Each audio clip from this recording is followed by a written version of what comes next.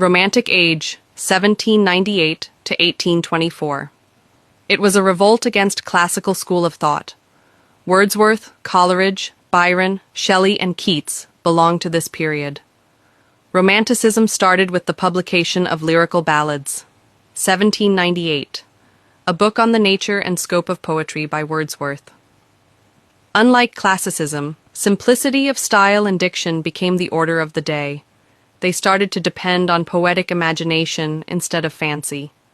They used common language in poetry, a language used by rustics. They disliked artificial way of town life and talked about common and rustic people. There was an inevitable role of imagination and emotion in Romantic poetry. It was the period of political and social revolutions. French Revolution was also looming. There was the American War of Independence.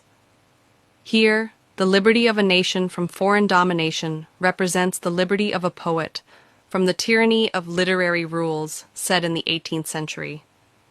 Romantics looked back to Elizabethan masters like Shakespeare and Spenser for guidance. Wordsworth wrote about events of everyday life and naturalism. Coleridge wrote about supernaturalism. Early Romantics had social harmony, but later Romanticism became a social conflict.